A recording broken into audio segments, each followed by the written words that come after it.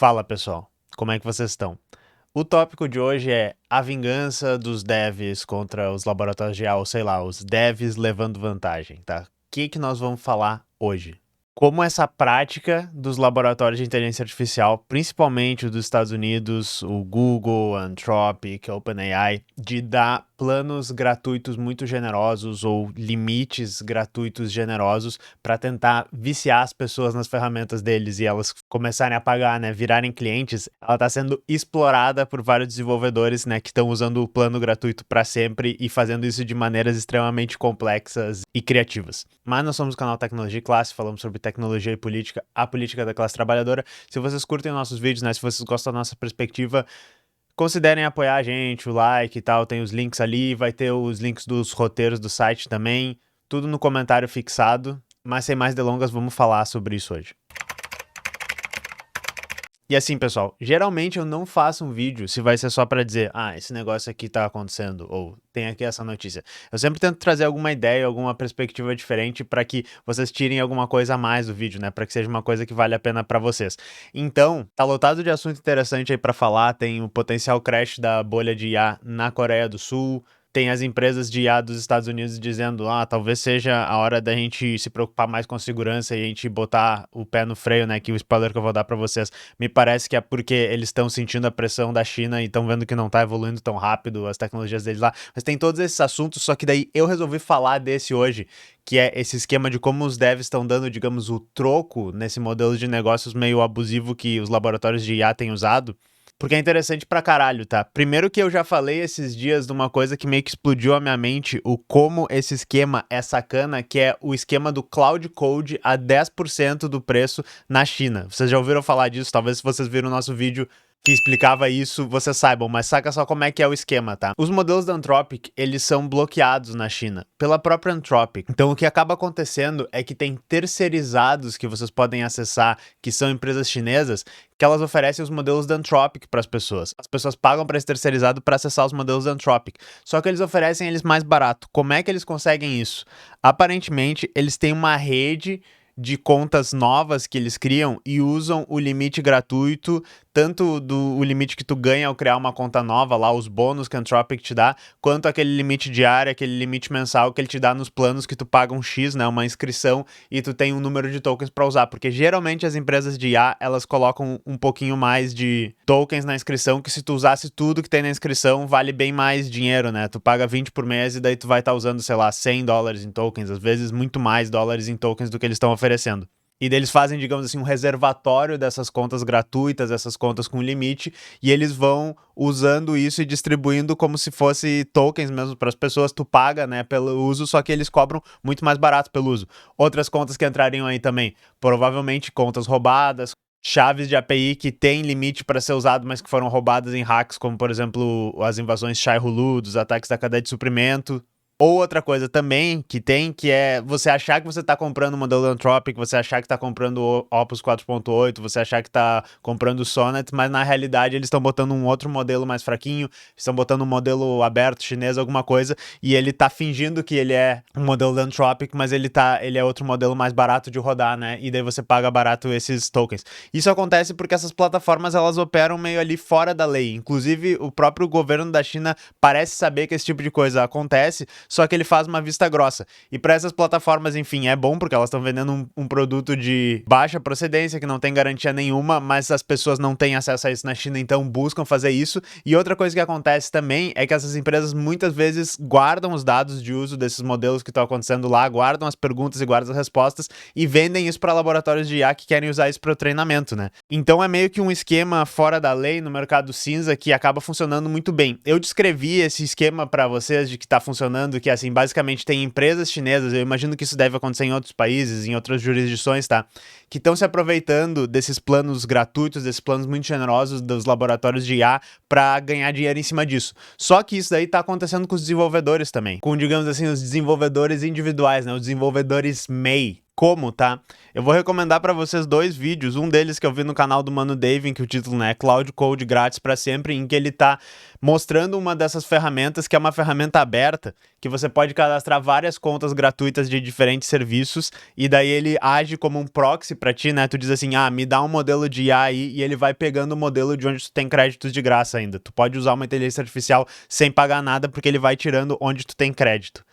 E esse aqui embaixo, que eu vi ontem e, enfim, eu pensei, claro, é muito óbvio, a pessoa conseguiu só implementar isso, que é, eu encontrei o buraco de 3 bilhões de dólares da OpenAI, que ele mostra como é que ele autentica nos serviços da OpenAI, por dentro da ferramenta deles, o Codex, por exemplo, ele pega o token de autenticação que aquela ferramenta tem e daí ele consegue ter acesso ao uso das ferramentas da OpenAI sem passar pela API deles que cobra por tokens. Para explicar isso para vocês de uma maneira assim um pouco mais humana, quando você digita o ChatGPT lá no site deles, ele não pergunta para vocês de cota, de você está pagando por palavra, aqui você está pagando por token, ele tem aquela limitação que ele diz, você usou demais, você tem que parar de usar, né? Mas a regra é que basicamente quando você está dentro das plataformas, integrado com as ferramentas da plataforma, digitando aquilo ali dentro da interface deles, ele não tem os mesmos limites, ele não te cobra da maneira que tu tem que ser cobrado quando tu integra nos produtos deles, usando a API e sendo cobrado por token, né, por palavra que entra e por palavra que sai.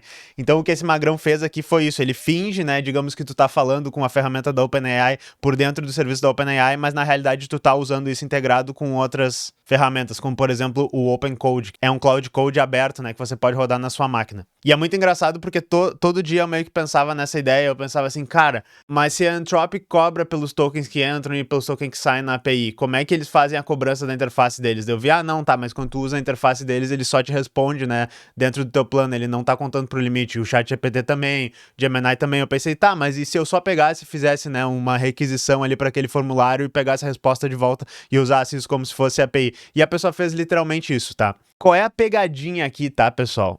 Isso, obviamente, é contra os termos de serviço das plataformas. Os termos de serviço é uma lei que a plataforma escreve e ela não precisa te perguntar nada. Muitas vezes até ela não precisa perguntar pra lei e seguir a lei dos países para botar uma coisa no termo de serviço. Claro, se isso vai poder ser validado num tribunal, se vai dizer assim, não, tá, a OpenAI aqui escreveu que você tem que entregar o seu primogênito pra eles e isso fere a lei do Brasil, então eles não podem pegar seu primogênito. Mas as empresas escrevem qualquer coisa nos termos de serviço, tá? Então, basicamente, assim, fazer essa prática é contra os termos de serviço.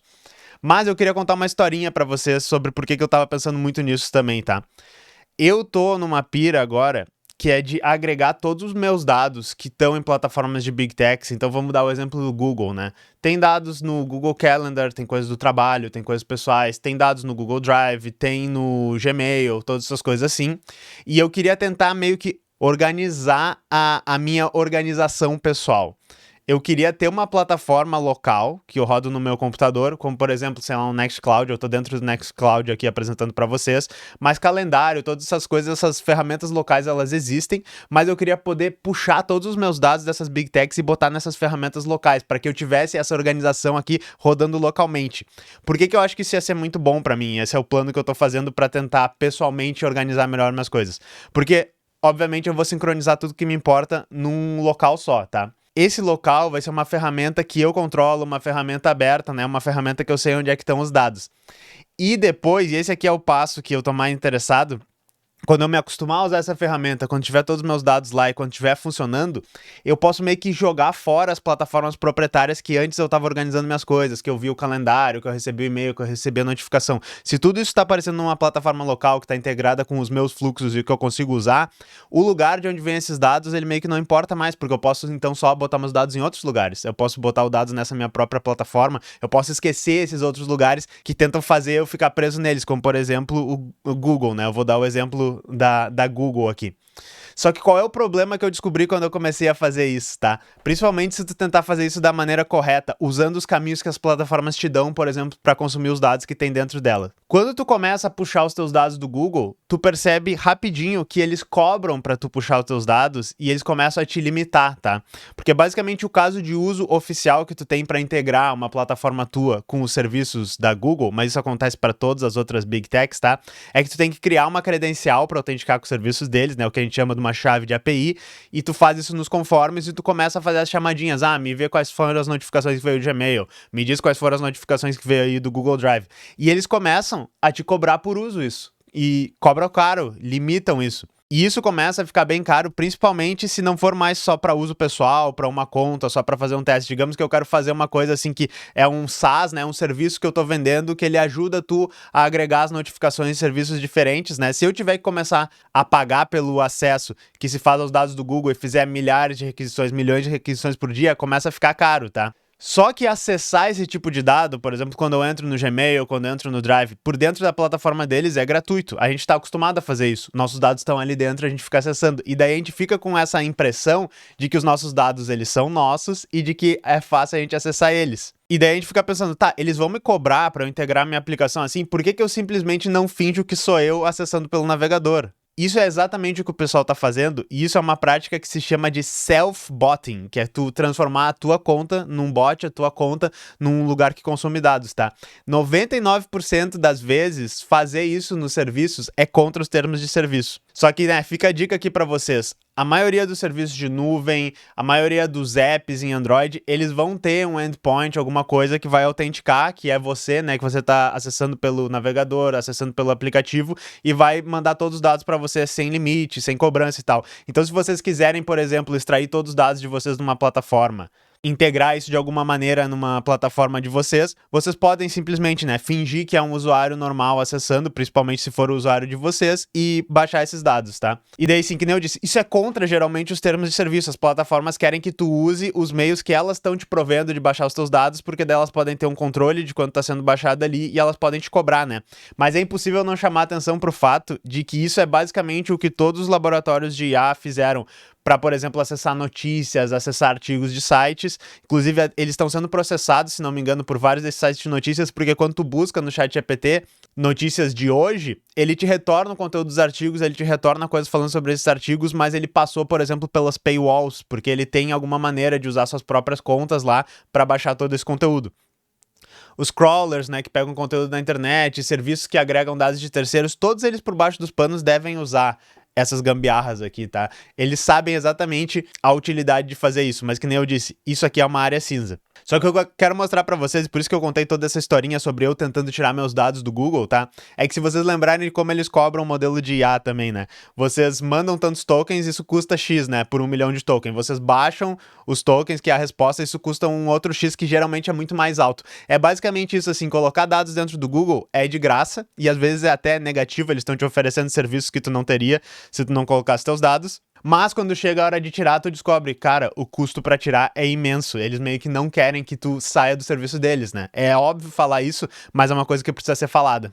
E daí eu queria dizer pra vocês, tem riscos de fazer essa prática. É muito legal a gente pensar, hehehe, levei vantagem. Eu consigo fingir, né, que eu tô acessando de uma maneira legítima e eu consigo acessar muito mais cota gratuita nesses serviços do que eu teria. Quais são os riscos? O mais óbvio é o banimento das suas contas e digamos que, sei lá, vocês estão fazendo um SaaS que está oferecendo algum serviço que chama inteligência artificial e isso está usando essas táticas para ganhar cloud code, para ganhar, né, ChatGPT gratuito. E isso pode dar algum tipo de problema legal, tá? Então, assim, se for uma empresa, se for um SaaS, tomem cuidado com esse tipo de técnica, aí que poderia dar problema. Outra coisa é se vocês tiverem uma dependência nesse tipo de acesso continuar funcionando, tá? Porque mesmo que as pessoas às vezes falem, não tem como a Anthropic fechar isso aí é o plano que eles estão dando gratuito, não tem como a OpenAI parar de fazer isso. Não, eles podem, tá? Eles podem fechar essa torneirinha, os serviços chineses que eu digo que ficam fazendo isso, levando uma baita vantagem, eles estão sempre tendo suas contas banidas e tal, e daí vocês podem até pensar, é uma luta de gato-rato, sempre vai ter alguém que vai achar uma maneira de se aproveitar, eles podem cortar isso a qualquer momento, tá? E outra coisa que eu acho que é mais séria e é mais abstrata, e geralmente as pessoas não gostam de escutar isso quando eu falo, é que vocês vão criar uma dependência no uso de inteligências artificiais para coisas que não precisam da inteligência artificial. Eu sou uma pessoa que, por incrível que pareça, que depende muito do vídeo que vocês estão vendo e do contexto, tá? Eu não sou ludista com o uso das ferramentas de IA. Eu acho que elas podem ser úteis, eu acho que tem várias coisas legais que podem ser feitas com elas. Mas vocês têm que entender, vocês têm que ouvir essa verdade dura, é que essas ferramentas estão sendo extremamente subsidiadas da maneira que, por exemplo, os servidores de nuvem foram subsidiados, o espaço na nuvem, todos esses tipos de contas, plataformas e serviços. Nós não vamos levar essa vantagem para sempre.